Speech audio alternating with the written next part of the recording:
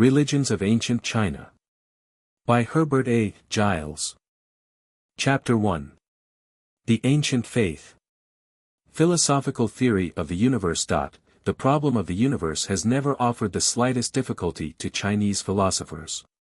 Before the beginning of all things, there was nothing. In the lapse of ages nothing coalesced into unity, the great monad. After more ages, the great monad separated into duality, the male and female principles in nature, and then, by a process of biogenesis, the visible universe was produced. Popular cosmogony. An addition, however, to this simple system had to be made, in deference to, and on a plane with, the intelligence of the masses.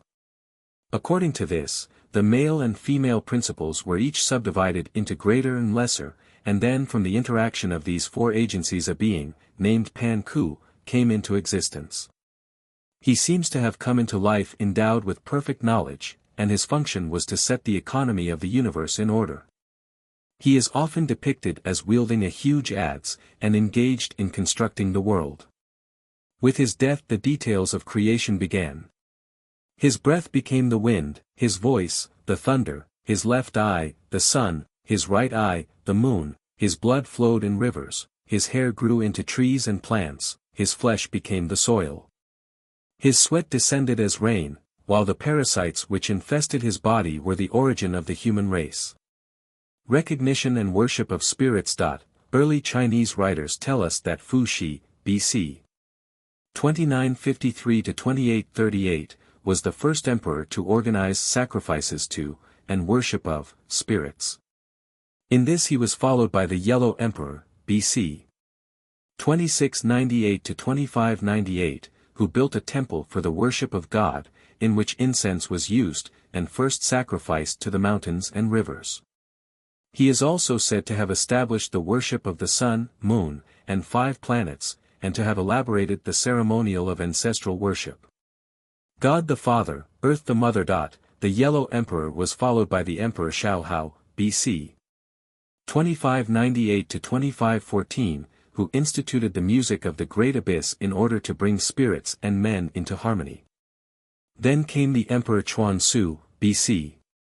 2514–2436, of whom it is said that he appointed an officer to preside over the worship of God and earth, in order to form a link between the spirits and man, and also caused music to be played for the enjoyment of God. Music, by the way, is said to have been introduced into worship in imitation of thunder, and was therefore supposed to be pleasing to the Almighty. After him followed the Emperor Ti Ku, B.C. 2436–2366, who dabbled in astronomy, and came to a knowledge of spiritual beings, which he respectfully worshipped. The Emperor Yao, B.C. 2357–2255, built a temple for the worship of God, and also caused dances to be performed for the enjoyment of God on occasions of special sacrifice and communication with the spiritual world. After him, we reach the Emperor Shun, B.C. 2255–2205, in whose favor Yao abdicated. Additional deities. Before, however, Shun ventured to mount the throne, he consulted the stars, in order to find out if the unseen powers were favorable to his elevation. And on receiving a satisfactory reply, he proceeded to sacrifice to God, to the 6 honored ones, unknown, to the mountains and rivers, and to spirits in general. In the 2nd month of the year, he made a tour of inspection eastwards, as far as Mount Tai, in modern Shantung, where he presented a burnt offering to God, and sacrificed to the mountains and rivers. God punishes the wicked and rewards the good. The great Yu, who drained the empire, and came to the throne in B.C. 2205 as first emperor of the Xia dynasty, followed in the lines of his pious predecessors. But the Emperor Kung Chia, B.C. 1879–1848, who at first had treated the spirits with all due reverence, fell into evil ways, and was abandoned by God. This was the beginning of the end. In B.C. 1766 Tang the Completer, founder of the Shang dynasty, set to work to overthrow Qi Ke, the last ruler of the Xia dynasty. He began by sacrificing to Almighty God, and asked for a blessing on his undertaking. And in his subsequent proclamation to the empire, he spoke of that God as follows: God has given to every man a conscience, and if all men acted in accordance with its dictates, they would not stray from the right path. The way of God is to bless the good and punish the bad. He has sent down calamities on the house of Sia, to make manifest its crimes. God manifests displeasure. In BC 1637 the Emperor Tai Mao succeeded. His reign was marked by the supernatural appearance in the palace of 2 mulberry trees, which in a single night grew to such a size that they could hardly be spanned by 2 hands. The emperor was terrified. Whereupon a minister said, "No prodigy is a match for virtue. Your Majesty's government is no doubt at fault, and some reform of conduct is necessary." Accordingly, the emperor began to act more circumspectly. After which the mulberry trees soon withered and died. Revelation in a dream. The Emperor Wu Ting, B.C. 1324 to 1264, began his reign by not speaking for 3 years, leaving all state affairs to be decided by his prime minister, while he himself gained experience. Later on, the features of a sage were revealed to him in a dream. And on waking, he caused a portrait of the apparition to be prepared and circulated throughout the empire. The sage was found, and for a long time aided the emperor in the right administration of government. On the occasion of a sacrifice, a pheasant perched upon the handle of the great sacrificial tripod, and crowed, at which the emperor was much alarmed. "Be not afraid," cried a minister, "but begin by reforming your government. God looks down upon mortals, and in accordance with their deserts grants them many years or few. God does not shorten men's lives, they do that themselves. Some are wanting in virtue, and will not acknowledge their transgressions. Only when God chastens them do they cry, 'What are we to do?'" Anthropomorphism and fetishism. One of the last emperors of the Shang dynasty, Wu I, who reigned BC 1198 to 1194, even went so far as to make an image in human form, which he called God. With this image he used to play at dice, causing someone to throw for the image, and if God lost, he would overwhelm the image with insult. He also made a bag of leather, which he filled with blood and hung up. Then he would shoot at it, saying that he was shooting God. By and by, when he was out hunting, he was struck down by a violent thunderclap, and killed. God indignant. Finally, when the Shang dynasty sank into the lowest depths of moral abasement, King Wu, who charged himself with its overthrow, and who subsequently became the first sovereign of the Zhou dynasty, offered sacrifices to Almighty God. And also to Mother Earth. The King of Shang, he said in his address to the high officers who collected around him, does not reverence God above, and inflicts calamities on the people below.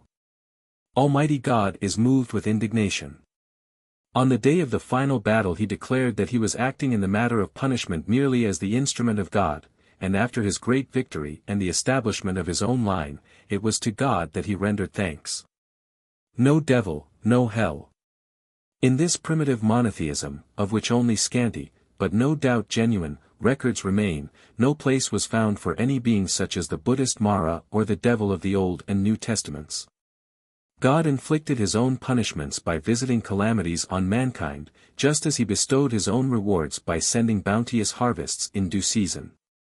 Evil spirits were a later invention, and their operations were even then confined chiefly to tearing people's hearts out, and so forth, for their own particular pleasure. We certainly meet no cases of evil spirits wishing to undermine man's allegiance to God, or desiring to make people wicked in order to secure their everlasting punishment. The vision of purgatory, with all its horrid tortures, was introduced into China by Buddhism, and was subsequently annexed by the Taoists, sometime between the 3rd and 6th centuries AD. Chinese terms for God. Before passing to the firmer ground, historically speaking, of the Zhou dynasty, it may be as well to state here that there are 2 terms in ancient Chinese literature which seem to be used indiscriminately for God. One is Tian, which has come to include the material heavens, the sky, and the other is Shang Ti, which has come to include the spirits of deceased emperors. These 2 terms appear simultaneously, so to speak, in the earliest documents which have come down to us, dating back to something like the 20th century before Christ. Priority, however, belongs beyond all doubt to Tien, which it would have been more natural to find meaning, first the visible heavens, and secondly the deity, whose existence beyond the sky would be inferred from such phenomena as lightning, thunder, wind, and rain. But the process appears to have been the other way, so far at any rate as the written language is concerned. The Chinese script, when it first came into existence, was purely pictorial, and confined to visible objects which were comparatively easy to depict. There does not seem to have been any attempt to draw a picture of the sky. On the other hand, the character Tien was just such a representation of a human being as would be expected from the hand of a prehistoric artist. And under this unmistakable shape the character appears on bells and tripods, as seen in collections of inscriptions, so late as the 6th and 7th centuries BC. After which the head is flattered to a line, and the arms are raised until they form another line parallel to that of the head. Distinction between Tien and Shang Ti. The term Shang Ti means literally supreme ruler. It is not quite so vague as Tien, which seems to be more of an abstraction, while Shang Ti is a genuinely personal god. Reference to Tien is usually associated with fate or destiny, calamities, blessings, prayers for help, etc. The commandments of Tien are hard to obey, he is compassionate, to be feared, unjust, and cruel.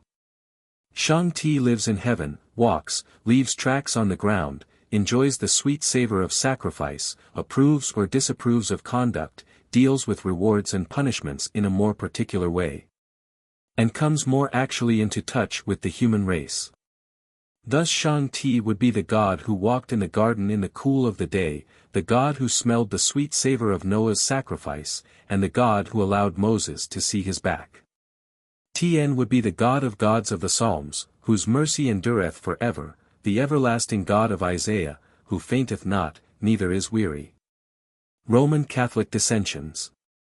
These two, in fact, were the very terms favored by the early Jesuit missionaries to China, though not with the limitations above suggested, as fit the proper renderings for God, and of the two terms the great Manchu Emperor Kangxi chose Tien.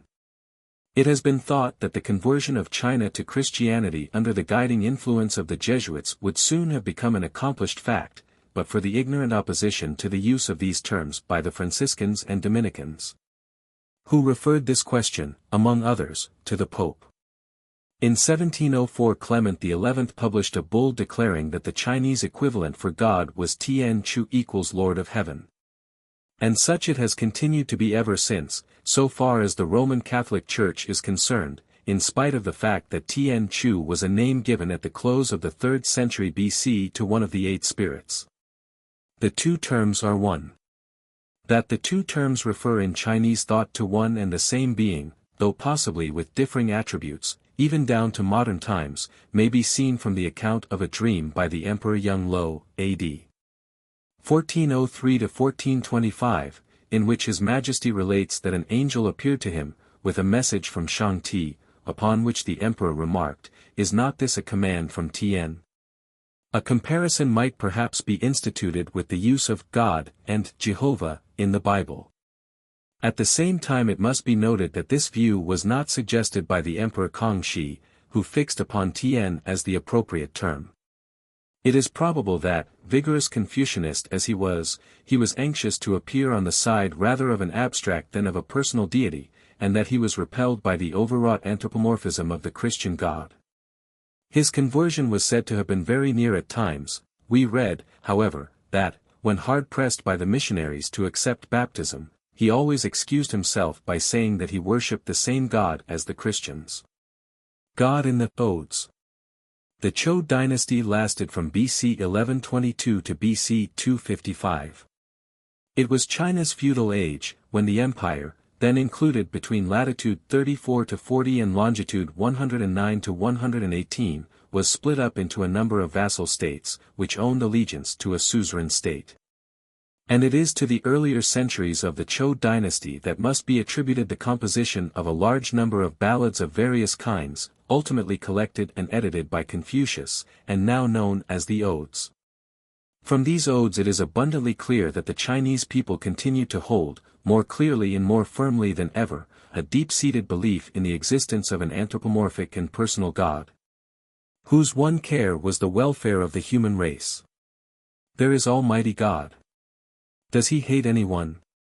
He reigns in glory. The soul of King Wen, father of the King Wu below, and posthumously raised by his son to royal rank, is represented as enjoying happiness in a state beyond the grave. King Wen is on high, in glory in heaven. His comings and his goings are to and from the presence of God. He is a spirit. Sometimes in the odes there is a hint that God, in spite of his anthropomorphic semblance, is a spirit. The doings of God have neither sound nor smell. Spiritual beings. Spirits were certainly supposed to move freely among mortals. Do not say, "This place is not public. No one can see me here." The approaches of spiritual beings cannot be calculated beforehand. But on no account should they be ignored. The god of battle. In the hour of battle the god of ancient China was as much a participator in the fight as the God of Israel in the Old Testament. God is on your side, was the cry which stimulated King Wu to break down the opposing ranks of Shang. To King Wu's father, and others, direct communications had previously been made from heaven, with a view to the regeneration of the empire. The dynasties of Xia and Shang had not satisfied God with their government. So throughout the various states, he sought and considered for a state on which he might confer the rule. God said to King Wen, "I am pleased with your conspicuous virtue. Without noise and without display. Without heat and without change. Without consciousness of effort. Following the pattern of God." God said to King Wen, "Take measures against hostile states. Along with your brethren. Get ready your grappling irons. And your engines of assault. To attack the walls of Tsung. God sends famine." The ode from which the following extract is taken carries us back to the 9th century BC, at the time of a prolonged and disastrous drought. Glorious was the Milky Way, revolving brightly in the sky. When the king said, "Alas! What crime have my people committed now? That God sends down death and disorder. And famine comes upon us again. There is no spirit to whom I have not sacrificed. There is no victim that I have grudged. Our sacrificial symbols are all used up. How is it that I am not heard?" The Confucian criterion, the keystone of the Confucian philosophy, that man is born good, will be found in the following lines. How mighty is God! How clothed in majesty is God! And how unsearchable are his judgments! God gives birth to the people. But their natures are not constant. All have the same beginning. But few have the same end. God, however, is not held responsible for the sufferings of mankind. King Wen, in an address to the last tyrant of the house of Shang, says plainly, "It is not God who has caused this evil time. But it is you who have strayed from the old paths. The associate of God. Worshipped on certain occasions as the associate of God, and often summoned to aid in hours of distress or danger, was a personage known as Ho Chi, said to have been the original ancestor of the house of Zhou. His story, sufficiently told in the odes, is curious for several reasons, and especially for an instance in Chinese literature, which, in the absence of any known husband, comes near suggesting the much vexed question of parthenogenesis. She who first gave birth to our people was the Lady Chang Yuan. How did she give birth to them? She offered up a sacrifice, that she might not be childless. Then she trod in a footprint of God's, and conceived the great and blessed one, pregnant with a new birth to be, and brought forth and nourished him who was Ho Chi. When she had fulfilled her months, her firstborn came forth like a lamb. There was no bursting, no rending, no injury, no hurt. in order to emphasize his divinity. Did not God give her comfort? Had he not accepted her sacrifice? So that thus easily she brought forth her son. He was exposed in a narrow lane. But sheep and oxen protected and suckled him. He was exposed in a wide forest. But woodcutters found him. He was exposed on cold ice. But birds covered him with their wings. Apotheosis of Ho Chi. And so he grew to man's estate, and taught the people husbandry, with a success that has never been rivaled. Consequently, he was deified, and during several centuries of the Zhou dynasty was united in worship with God. O wise Ho Chi! Fit associate of our God! Founder of our race! There is none greater than thou. Thou gavest us wheat and barley, which God appointed for our nourishment. And without distinction of territory, didst inculcate the virtues over our vast dominions. Other deities. During the long period covered by the Zhou dynasty, various other deities, of more or less importance, were called into existence. The patriarchal emperor Shen Nung, B.C. 2838 to 2698, who had taught his people to till the ground and eat of the fruits of their labor, was deified as the tutelary genius of agriculture. That my fields are in such good condition is matter of joy to my husbandmen. With lutes, and with drums beating, we will invoke the Father of husbandry, and pray for sweet rain, to increase the produce of our millet fields, and to bless my men and their wives. There were also sacrifices to the Father of war, whoever he may have been, to the spirits of wind, rain, and fire, and even to a deity who watched over the welfare of silkworms. Since those days, the number of spiritual beings who receive worship from the Chinese, some in one part of the empire, some in another, has increased enormously. A single work, published in 1640, gives notices of no fewer than 800 divinities. Superstitions. During the period under consideration, all kinds of superstition prevailed, among others, that of referring to the rainbow. The rainbow was believed by the vulgar to be an emanation from an enormous oyster away in the great ocean which surrounded the world, i.e. China. Philosophers held it to be the result of undue proportions in the mixture of the two cosmogonical principles which when properly blended produced the harmony of nature. By both parties it was considered to be an inauspicious manifestation, and merely to point at it would produce a sore on the hand. Supernatural manifestations. Several events of a supernatural character are recorded as having taken place under the Zhou dynasty. In BC 756, one of the feudal dukes saw a vision of a yellow serpent which descended from heaven and laid its head on the slope of a mountain. The duke spoke of this to his astrologer, who said, "It is a manifestation of God, sacrifice to it." In BC 747, another duke found on a mountain a being in the semblance of a stone. Sacrifices were at once offered, and the stone was deified, and received regular worship from that time forward. In BC 659, a third duke was in a trance for 5 days, when he saw a vision of God, and received from him instructions as to matters then pressing. For many generations afterwards the story ran that the duke had been up to heaven. This became a favorite theme for romancers. It is stated in the biography of a certain Fengpa that one night he saw the gate of heaven open, and beheld exceeding glory within, which shone into his courtyard. The following story is told by Huainan Tzu, d. B.C. 122, once when the Duke of Luoyang was at war with the Han state, and sunset drew near while a battle was still fiercely raging, the Duke held up his spear and shook it at the sun, which forthwith went back 3 zodiacal signs.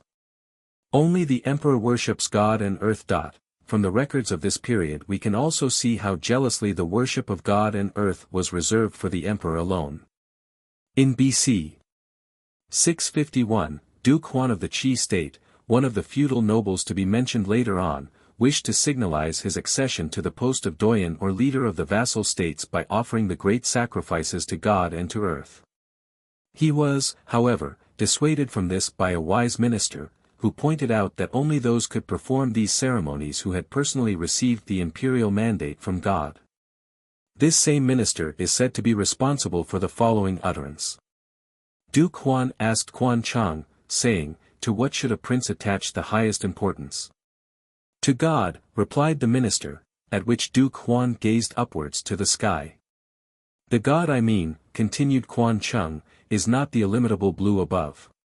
A true prince makes the people his God." Sacrifices.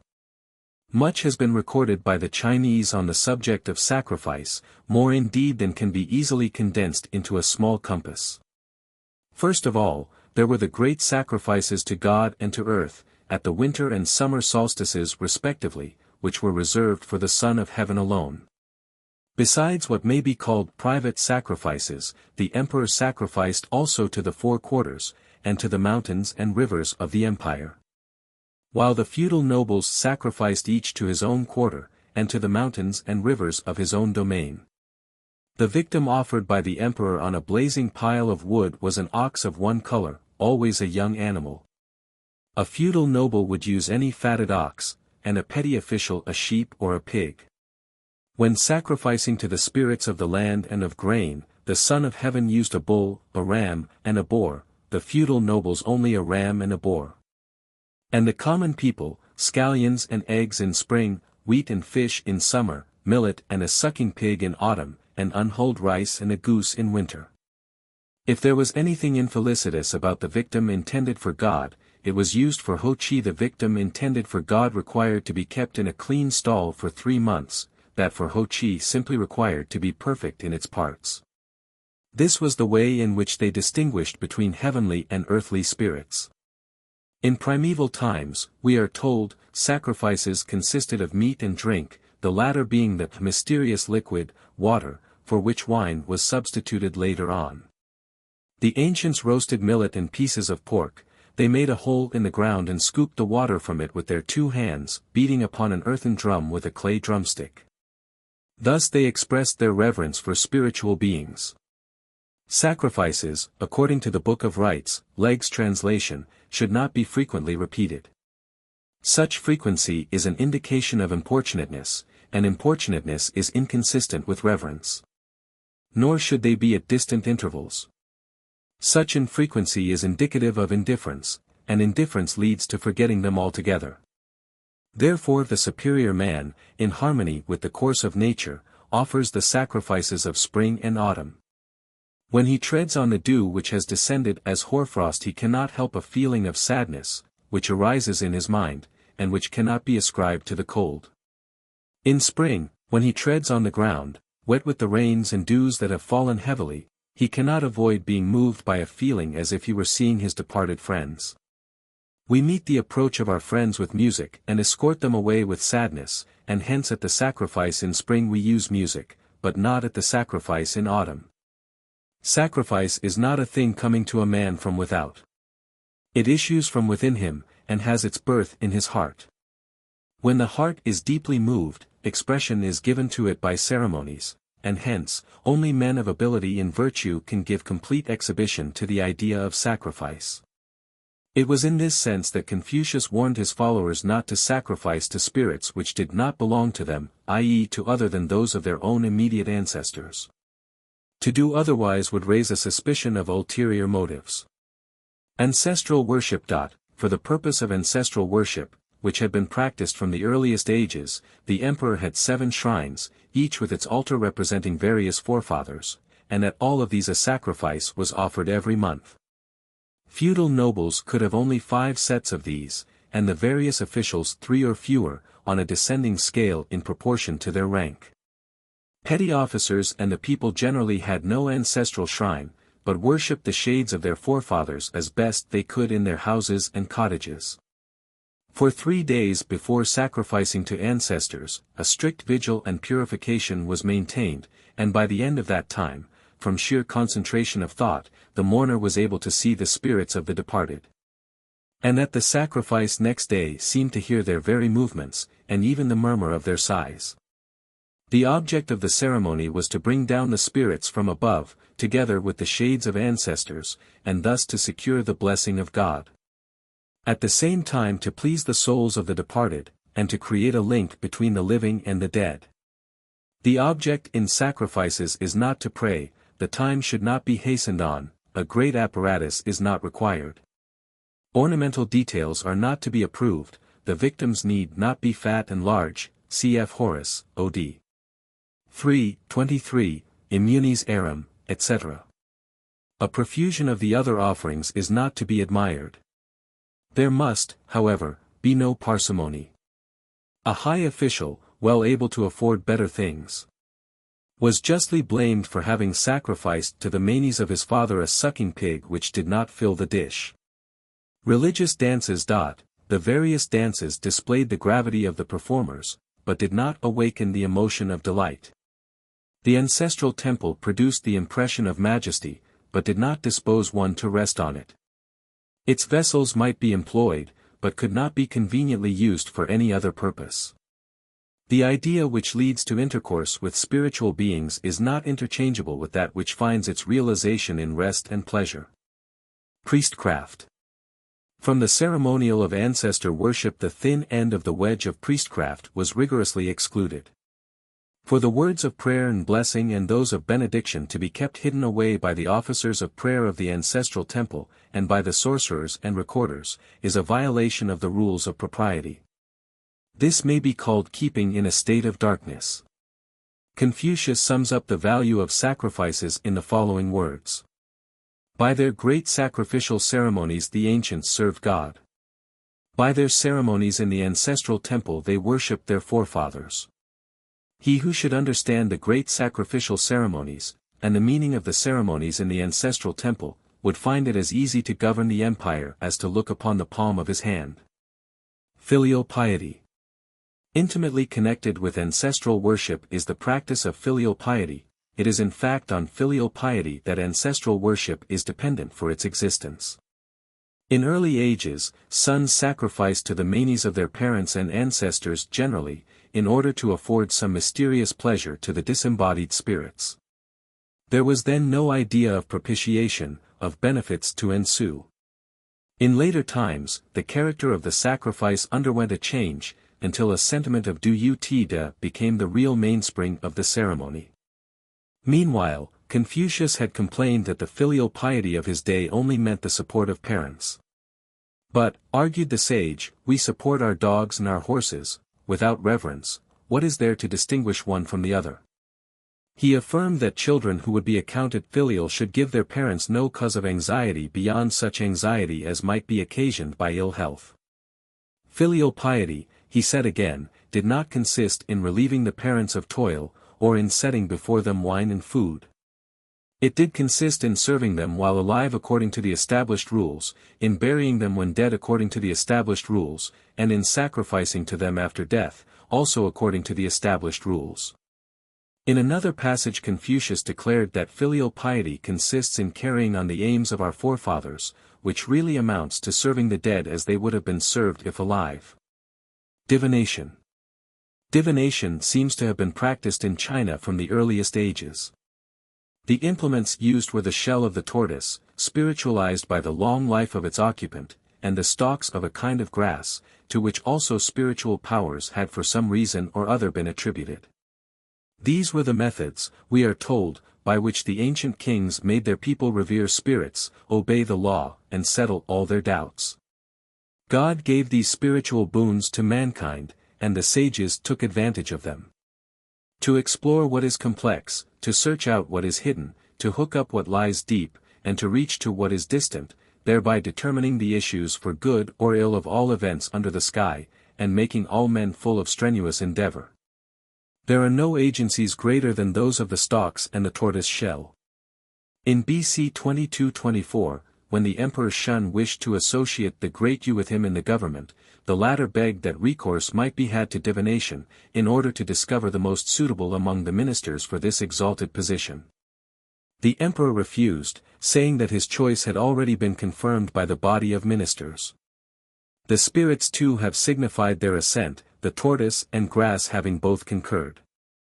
Divination, when fortunate, may not be repeated. Sincerity, on which Confucius lays such a special stress, is closely associated with success in divination. Sincerity is of God, cultivation of sincerity is of man.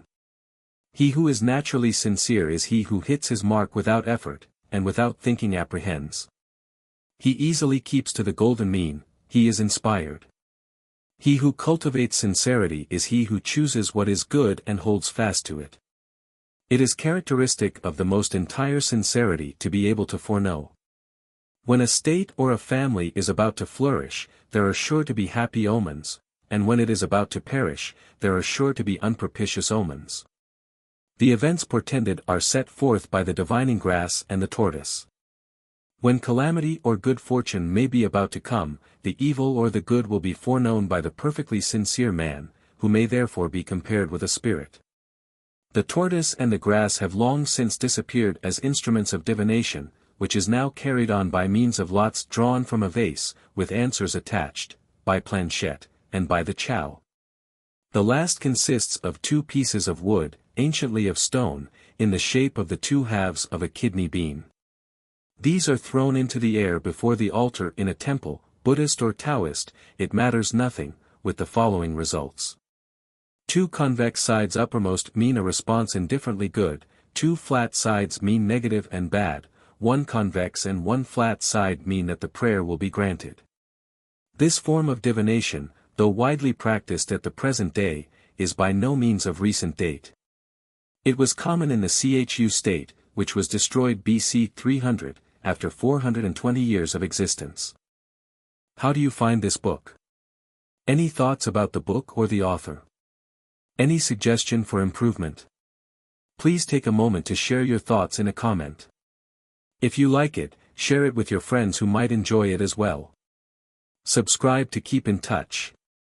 Visit CompleteAudiobooks.com for more quality content. Chapter 2. Confucianism. Attitude of Confucius. Under the influence of Confucius, BC 551 to 479, the old order of things began to undergo a change.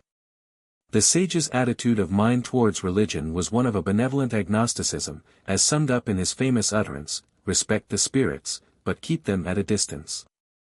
That he fully recognized the existence of a spirit world, though admitting that he knew nothing about it, is manifest from the following remarks of his.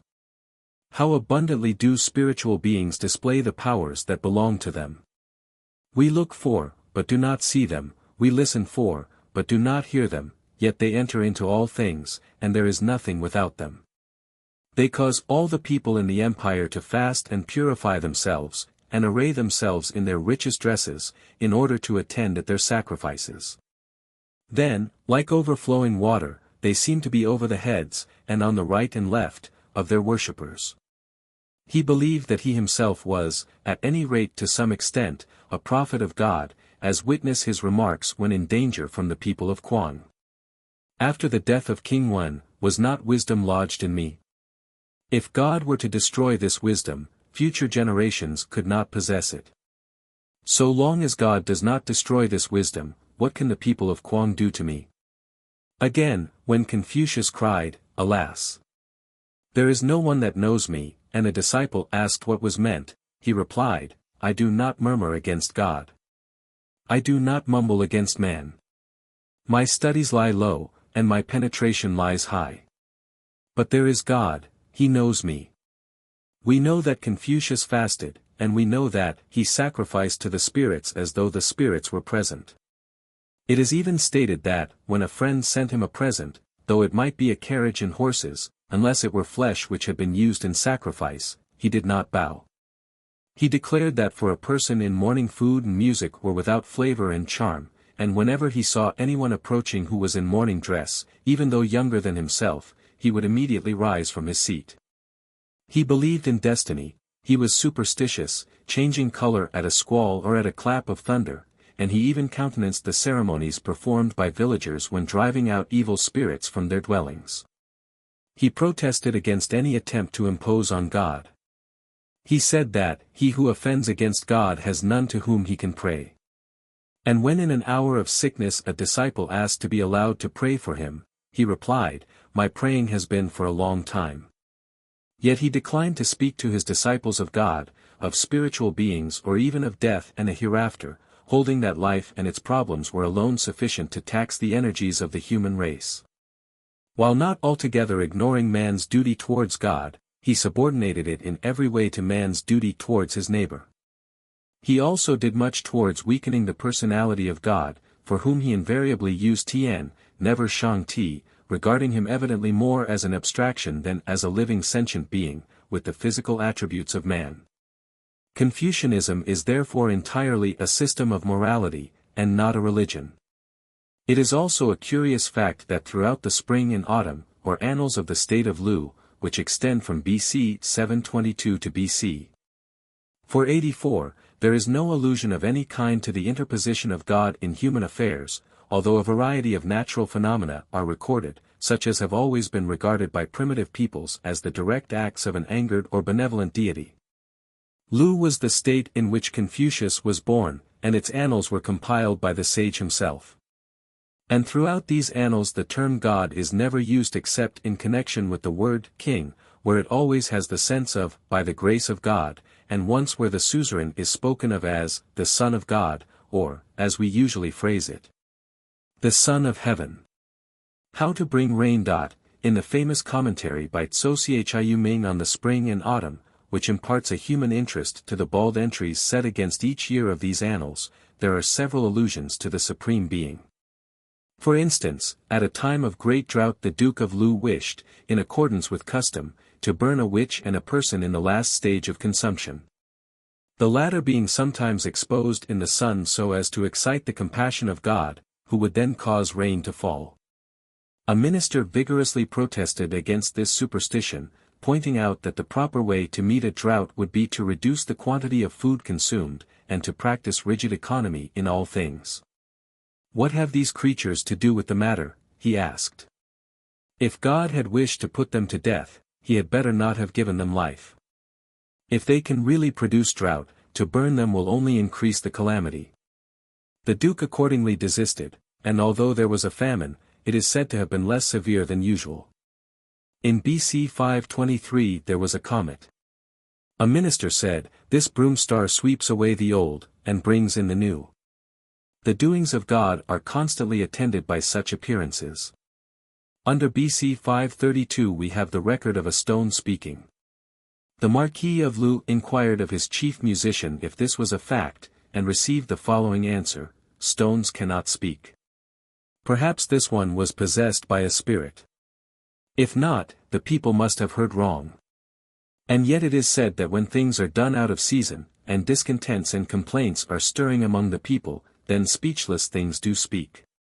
Human sacrifices. Human sacrifices appear to have been not altogether unknown. The commentary tells us that in BC 637, in consequence of a failure to appear and enter into a covenant, the Viscount of Sang was immolated by the people of the Chu state, to appease the wild tribes of the east. The Minister of War protested, in ancient times the 6 domestic animals were not offered promiscuously in sacrifice, and for small matters, the regular sacrificial animals were not used. How then should we dare to offer up a man? Sacrifices are performed for the benefit of men, who thus as it were entertain the spirits.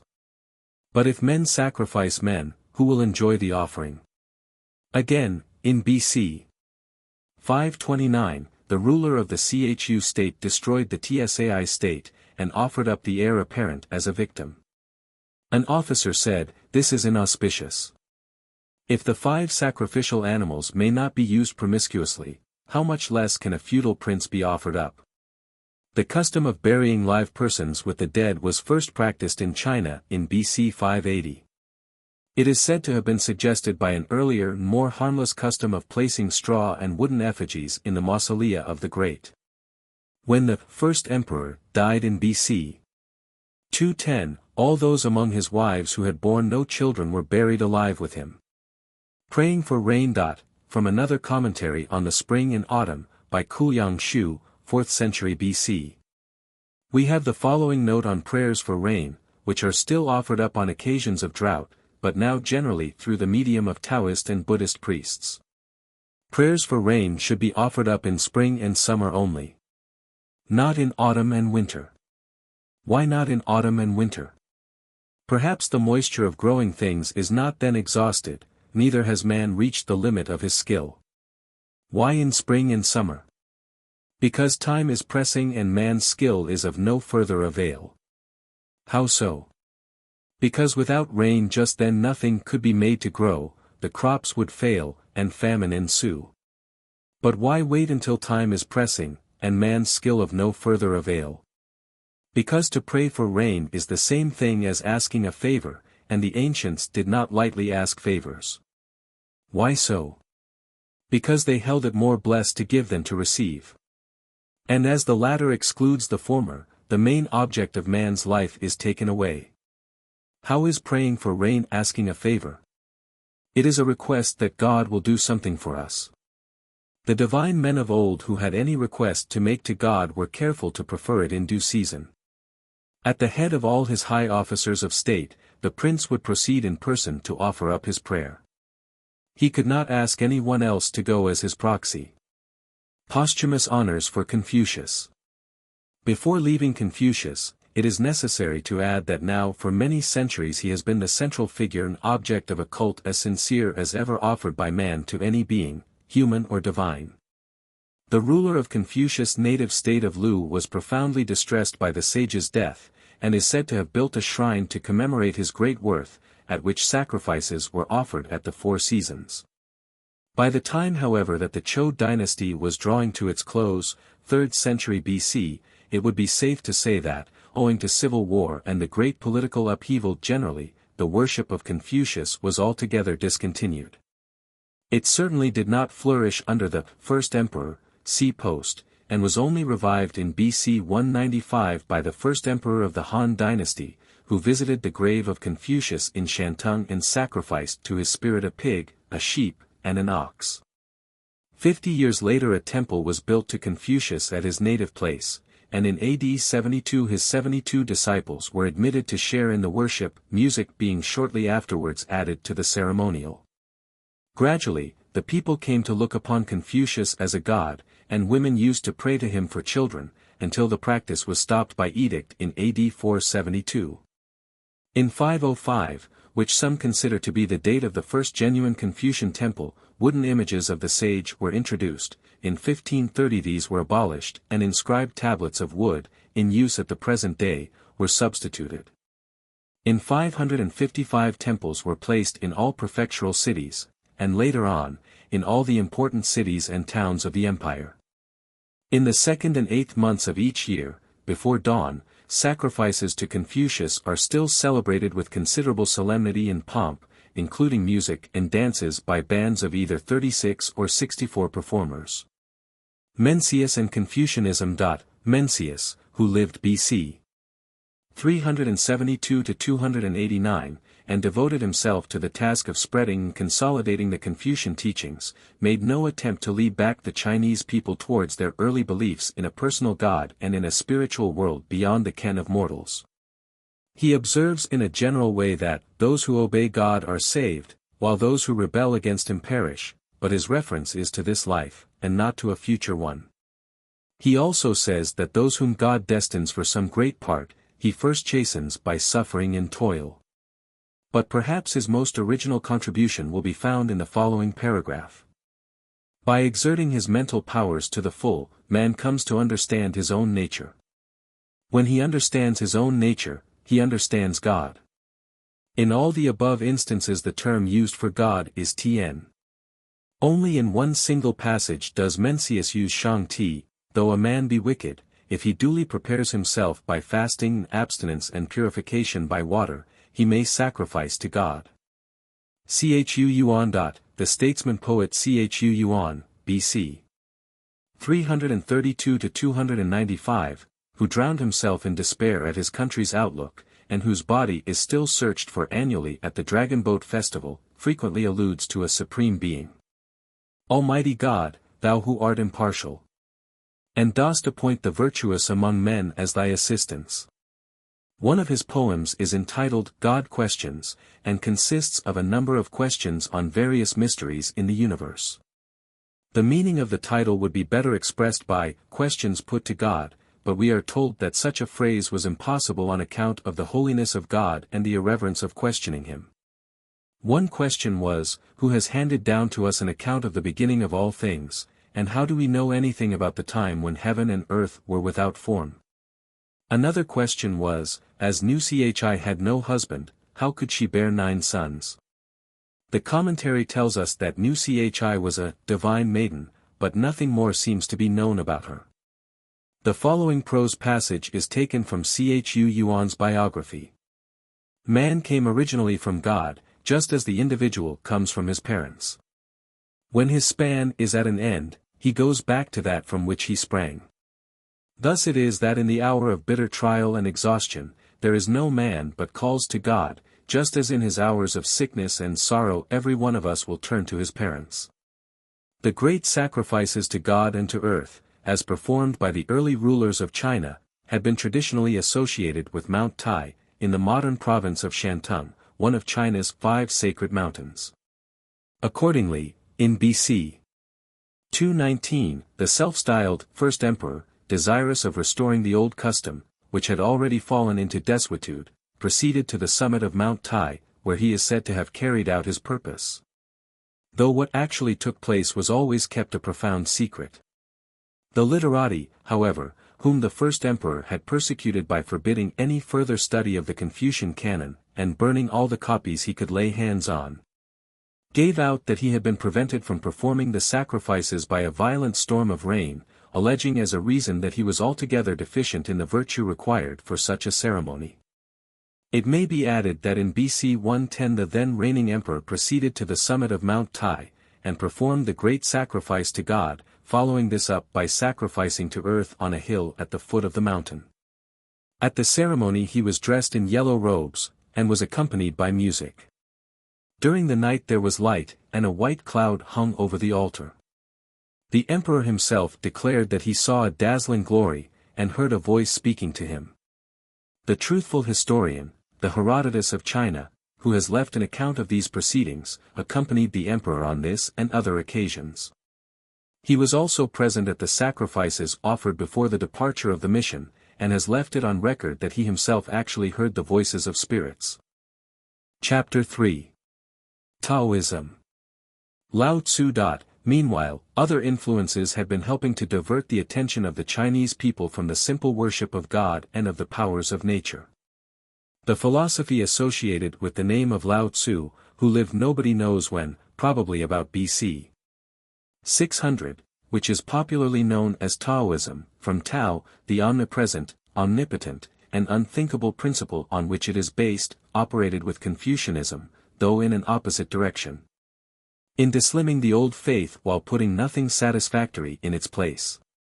Confucianism, with its shadowy monotheistic background, was at any rate a practical system for everyday use, and it may be said to contain all the great ethical truths to be found in the teachings of Christ. Lao Tzu harped upon a doctrine of inaction, by virtue of which all things were to be accomplished, a perpetual accommodation of self to one's surroundings, with the minimum of effort. All progress being spontaneous and in the line of least resistance. Such a system was naturally far better fitted for the study, where in fact it has always remained, than for use in ordinary life. In one of the few genuine utterances of Lao Tzu which have survived the wreck of time, we find an allusion to a spiritual world. Unfortunately, it is impossible to say exactly what the passage means. According to Han Fei, died BC 233, who wrote several chapters to elucidate the sayings of Lao Tzu, the following is the correct interpretation. Govern a great nation as you would cook a small fish, i.e. do not overdo it. If the empire is governed according to Tao, evil spirits will not be worshipped as good ones. If evil spirits are not worshipped as good ones will do no injury. Neither will the sages injure the people. Each will not injure the other. And if neither injures the other, then there will be mutual profit. The latter portion is explained by another commentator as follows. Spirits do not hurt the natural. If people are natural, spirits have no means of manifesting themselves.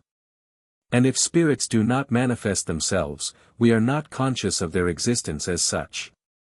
Likewise, if we are not conscious of the existence of spirits as such, we must be equally unconscious of the existence of inspired teachers as such.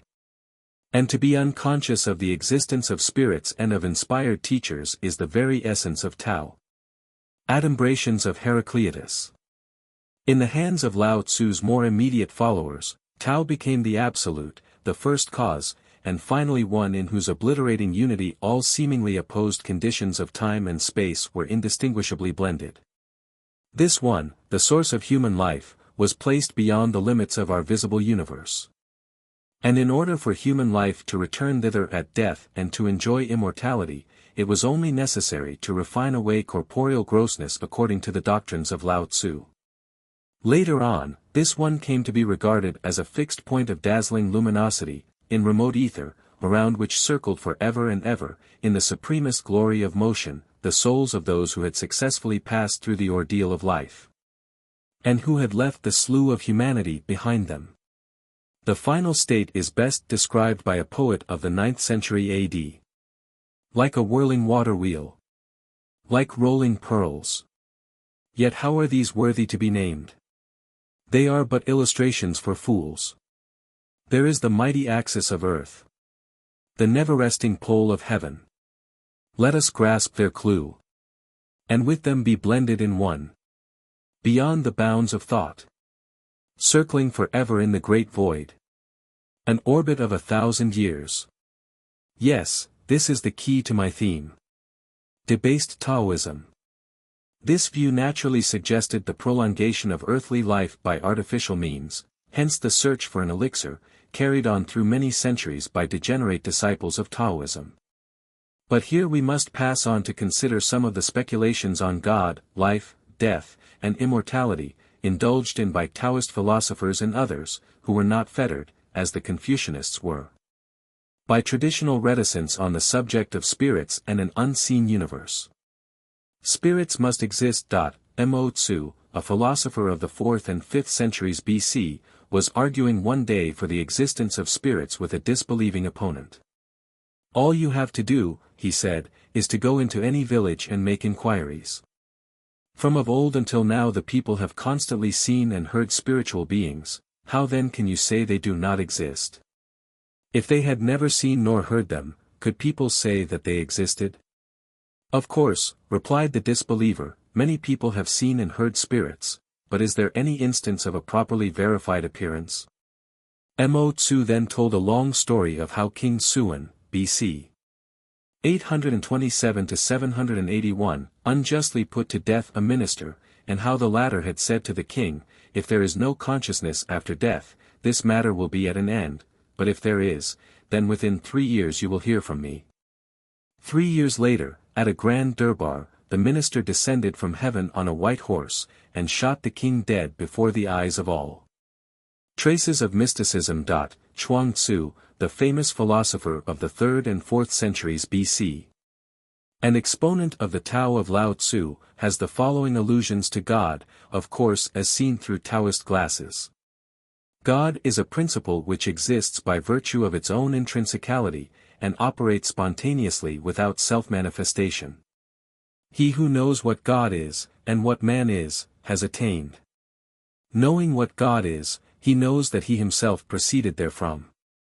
Knowing what man is, he rests in the knowledge of the known, waiting for the knowledge of the unknown. The ultimate end is God.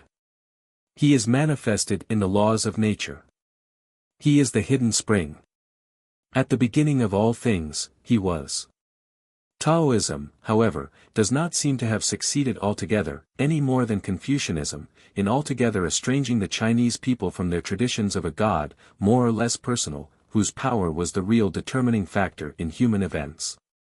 The great general Xiangyu, BC 233 to 202, said to his charioteer at the battle which proved fatal to his fortunes, I have fought no fewer than 70 fights, and have gained dominion over the empire.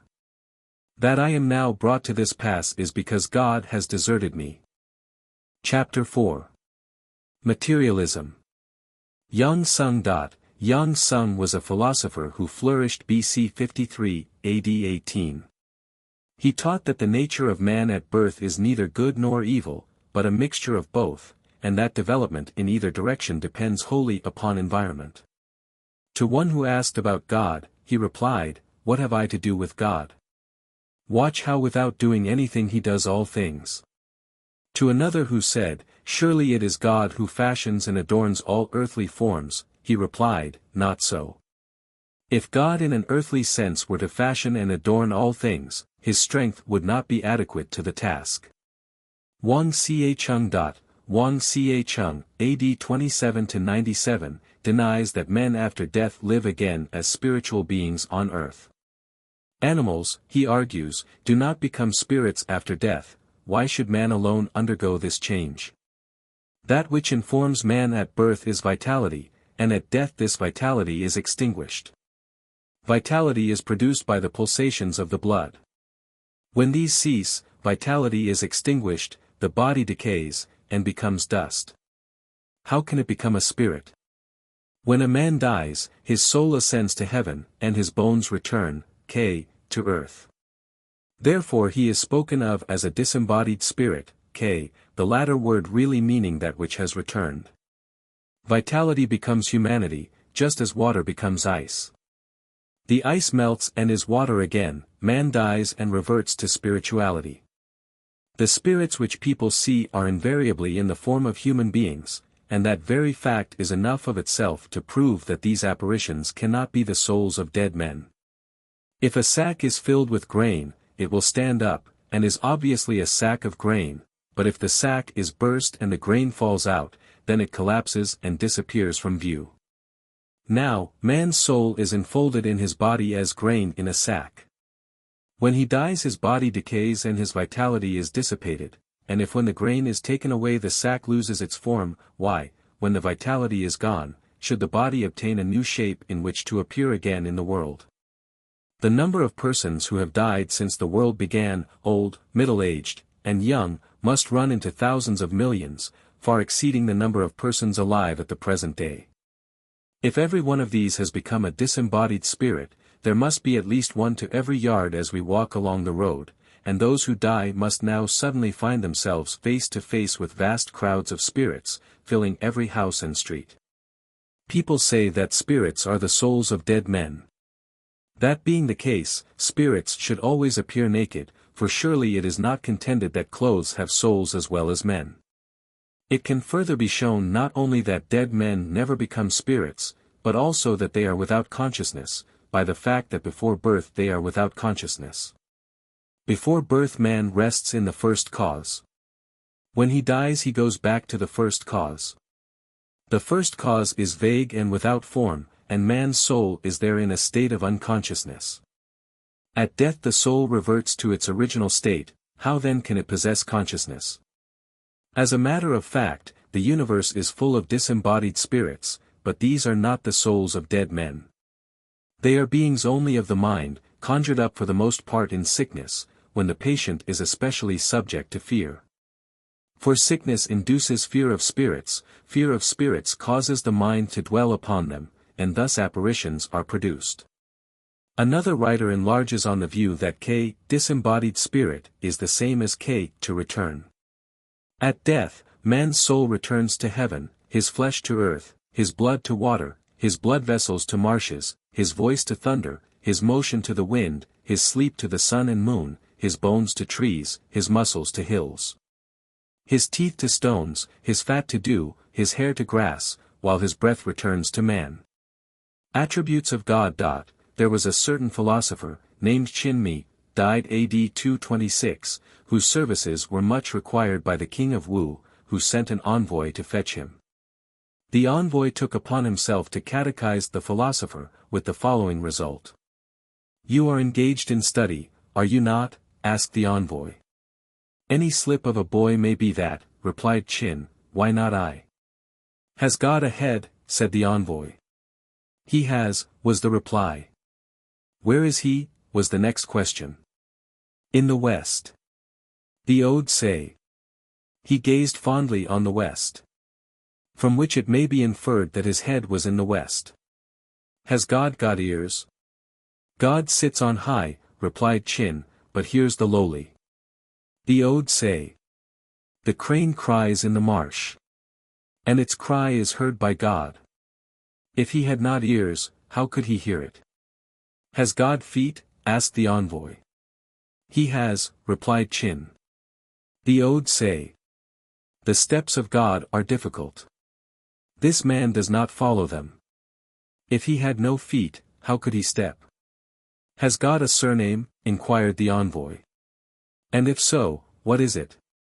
He has a surname, said Qin, and it is Lu. How do you know that? Rejoined the other. The surname of the emperor, who is the son of heaven, is Lu, replied Qin, and that is how I know it. These answers, we are told, came as quickly as echo after sound. A writer of the 9th century A.D. When reverence for the one God of ancient China had been to a great extent weakened by the multiplication of inferior deities, tells a story how this God, whose name was Lu, had been displaced by another God whose name was Chang. The Xingying Tsa Lu has the following story. There was once a very poor scholar, who made it his nightly practice to burn incense and pray to God. One evening he heard a voice from above, saying, God has been touched by your earnestness, and has sent me to ask what you require. I wish, replied the scholar, for clothes and food, coarse if you will, sufficient for my necessities in this life, and to be able to roam, free from care, among the mountains and streams, until I complete my allotted span, that is all. All.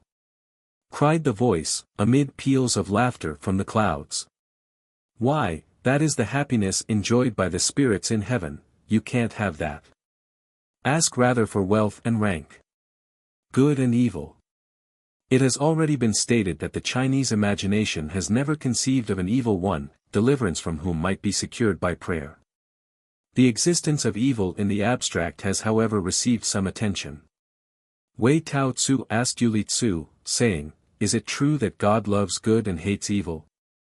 It is, replied Yu. In that case, rejoined Wei, goodness should abound in the empire and evil should be scarce. Yet among birds, kites and falcons outnumber phoenixes, among beasts, wolves are many and unicorns are few, among growing plants, thorns are many and cereals are few. Among those who eat cooked food and stand erect, the wicked are many and the virtuous are few, and in none of these cases can you say that the latter are evil and the former good. Can it be possible that what man regards as evil, God regards as good, and vice versa? Is it that God is unable to determine the characteristics of each, and lets each follow its own bent and develop good or evil accordingly? If he allows good men to be put upon, and evil men to be a source of fear, is not this to admit that God has his likes and dislikes? From of old until now, times of misgovernment have always exceeded times of right government. And when men of principle have contended with the ignoble, the latter have usually won. Where then is God's love of good and hatred of evil? Yu Tzu had no answer to make. The Tan Yen Tsa Lu says, if the people are contented and happy, God is at peace in his mind.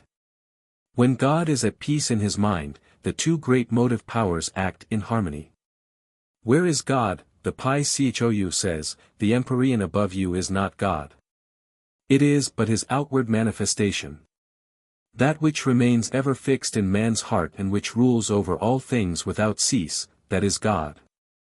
Alas, you earnestly seek God in the blue sky, while forgetting him altogether in your hearts.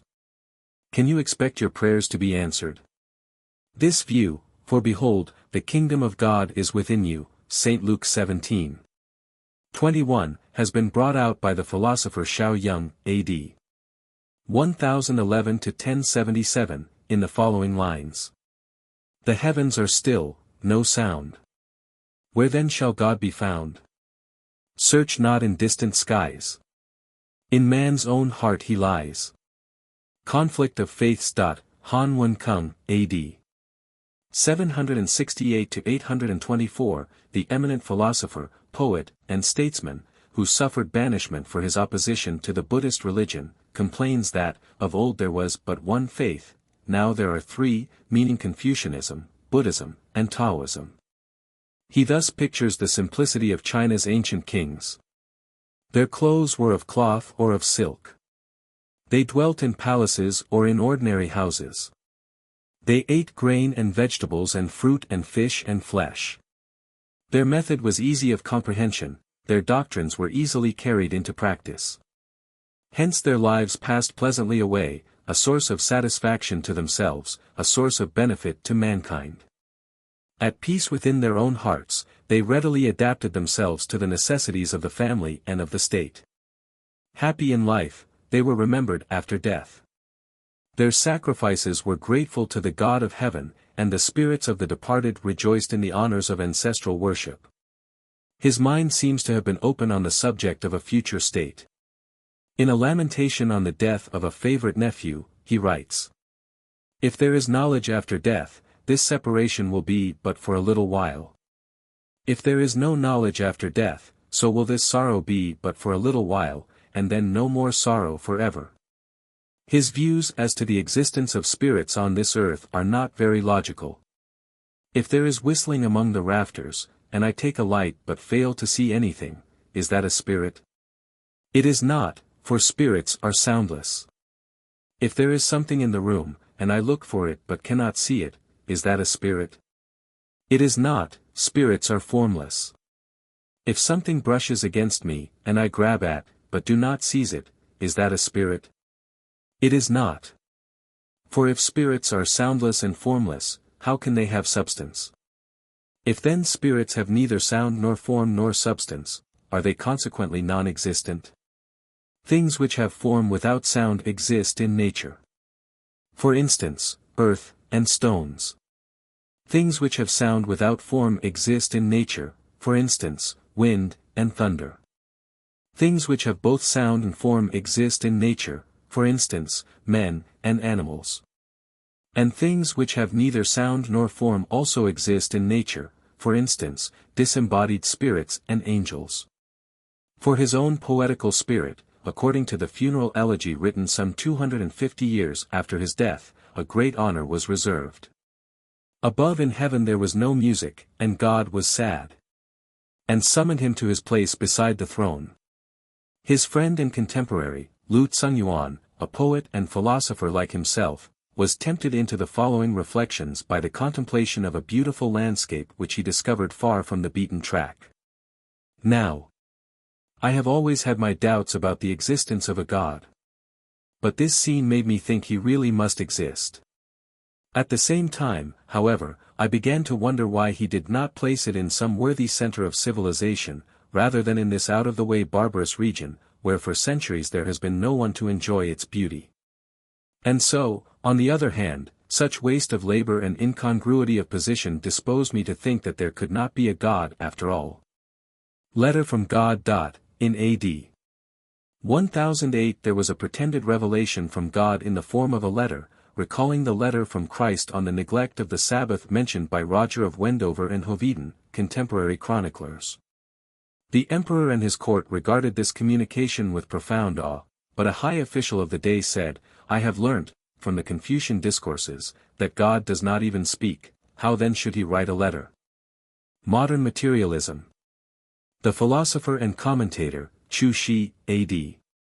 1130 to 1200, whose interpretations of the Confucian canon are the only ones now officially recognized, has done more than anyone since Confucius himself to disseminate a rigid materialism among his fellow countrymen.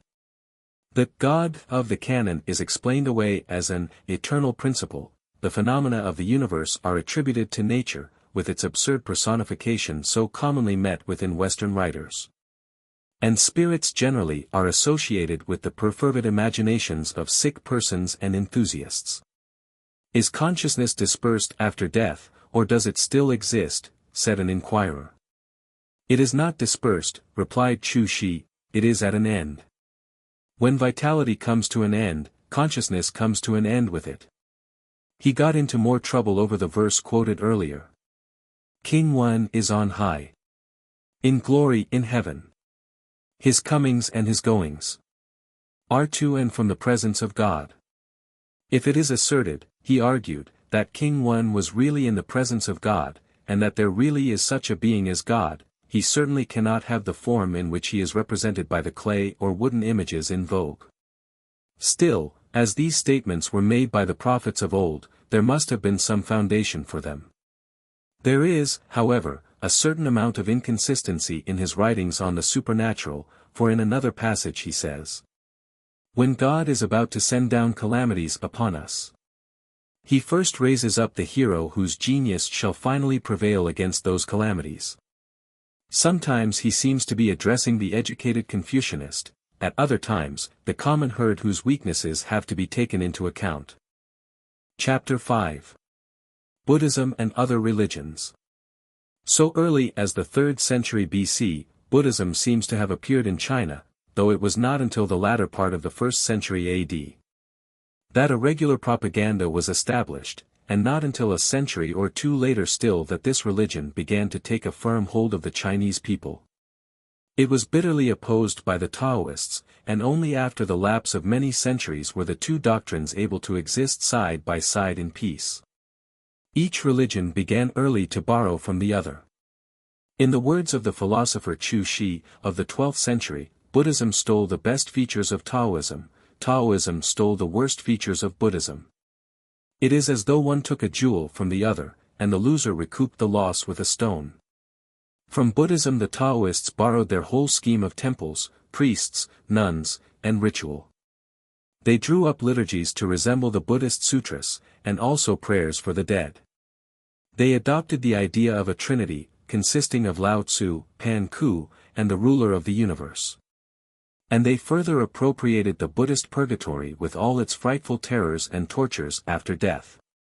Nowadays it takes an expert to distinguish between the temples and priests of the two religions, and members of both hierarchies are often simultaneously summoned by persons needing religious consolation or ceremonial of any kind. Doubts.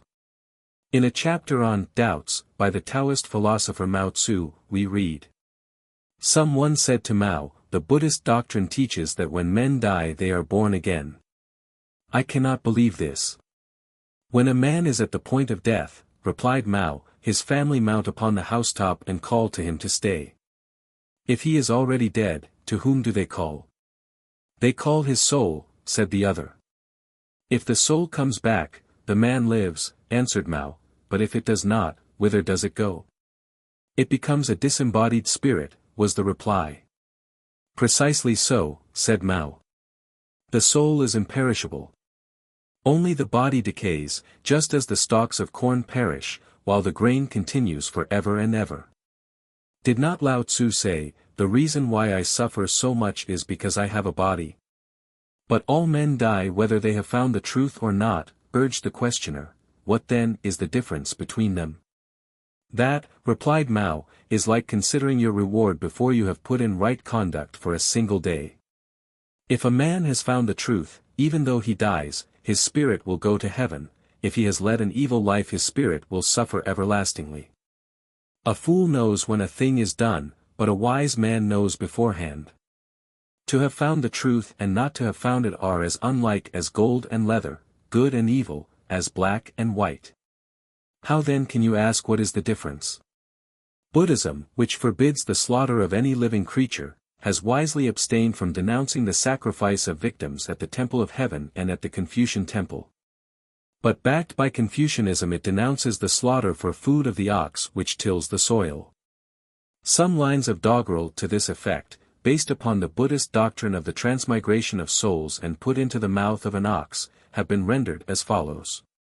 My murderers shall come to grief, along with all who relish beef. When I'm a man and you're a cow, I'll eat you as you eat me now. Fire worshippers. Mazdaism, the religion of Zoroaster, based upon the worship of fire, and in that sense not altogether unfamiliar to the Chinese, reached China sometime in the 7th century AD. The first temple was built at Chang'an, the capital, in 621, 10 years after which came the famous missionary, Ho-Lu the Magus. But the lease of life enjoyed by this religion was of short duration. Islamism.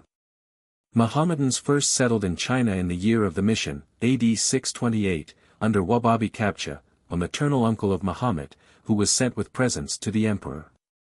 The first mosque was built at Canton, where, after several restorations, it still exists. There is at present a very large Mahometan community in China, chiefly in the province of Yunnan. These people carry on their worship unmolested, on the sole condition that in each mosque there shall be exhibited a small tablet with an inscription, the purport of which is recognition of allegiance to the reigning emperor. Nestorians. In A.D. 631 the Nestorian Church introduced Christianity into China, under the title of the Luminous Doctrine, and in 636 Nestorian missionaries were allowed to settle at the capital. In 781 the famous Nestorian tablet, with a bilingual inscription in Chinese and Syriac, was set up at Sinan-Fu, where it still remains, and where it was discovered in 1625 by Father Semedo, long after Nestorianism had altogether disappeared, leaving not a rack behind. Manichaeans. In AD 719 an ambassador from Tokarestan arrived at the capital. He was accompanied by one Tamao-shi, who is said to have taught the religion of the Chaldean Mani, or Manes, who died about AD 274. In 807 the Manichaean sect made formal application to be allowed to have recognized places of meeting, shortly after which they too disappear from history. Judaism. The Jews, known to the Chinese as those who take out the sinew, from their peculiar method of preparing meat, are said by some to have reached China, and to have founded a colony in Honan, shortly after the captivity, carrying the Pentateuch with them.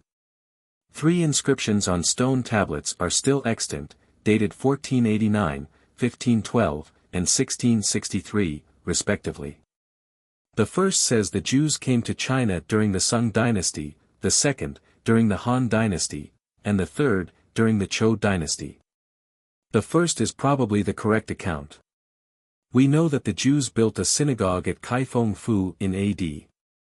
1164, where they were discovered by Ricci in the 17th century, and where, in 1850, there were still to be found traces of the old faith, now said to be completely effaced. Christianity. With the advent of the Jesuit fathers in the 16th century, and of the Protestant missionaries, Marshman and Morrison, in 1799 and 1807 respectively, we pass gradually down to the present day, where we may well pause and look around to see what remains to the modern Chinese of their ancient faiths. It is scarcely too much to say that all idea of the early God of their forefathers has long since ceased to vivify their religious instincts, though the sacrifices to God and to earth are still annually performed by the emperor. Ancestor worship, and the cult of Confucius, are probably very much what they were many hundreds of years ago, while Taoism, once a pure philosophy, is now a corrupt religion. As to alien faiths, the Buddhism of China would certainly not be recognized by the founder of Buddhism in India. Mohammedanism is fairly flourishing, Christianity is still bitterly opposed. Chronological Syllabus. Legendary period, 29th century to 10th century BC. Pan-Ku and creation, first worship of spirits, worship of God, with incense, sacrifices to mountains and rivers, worship of sun, moon, and stars, institution of ancestral worship, God enjoys music, dancing, and burnt offerings, God resents bad government, revelation in a dream, anthropomorphism, fetishism, no devil, no hell, terms for God, the character for God is a picture of a man, God and Jehovah, God in the Odes, Ho Chi and Parthenogenesis, superstitions and supernatural manifestations, sacrifice, ancestral worship, filial piety. Feudal age, 10th century to 3rd century BC. The influence of Confucianism, his agnosticism, weakening of supernatural beliefs, consolidation of Confucianism, human sacrifices, prayers for rain, the philosophy of Taoism, arrival to Confucianism, but uniting to weaken the old monotheistic faith, its theory of spirits, modifications of Taoism, the elixir of life, evidences of a spiritual world, mysticism. The Empire, 3rd century BC. To modern times, arguments against a spiritual world, attributes of God, good and evil, Buddhism appears, conflict of faiths, struggle between Buddhism and Taoism, Taoism borrows from Buddhism and becomes a religion, Mazdaism appears, followed closely by Mohammedanism. Nestorian Christianity, and Manichaeism, Mohammedanism alone survived, Jews arrived about 11th century A.D. Chu Shi materialized the Confucian canon, henceforward agnosticism the rule for literati, Buddhism and Taoism, both debased, for the masses. The Jesuits arrive in the 16th century, Protestant missionaries date from 1799. Selected works bearing on the religions of China. Religion in China. Joseph Edkins, D.D. The Religions of China. James Legge, D.D. The Dragon, Image and Demon, or the Three Religions of China. Reverend H. C. Du Bois. Les Religions de la Chine. C. de Harbez. The Religious System of China, its Ancient Forms, Evolution, History, etc. J. J. de Groot, Ph.D. The Sacred Books of China. James Legge, D.D. Chinese Buddhism. Joseph Edkins, D.D. Le Shintoism. Michel Revin.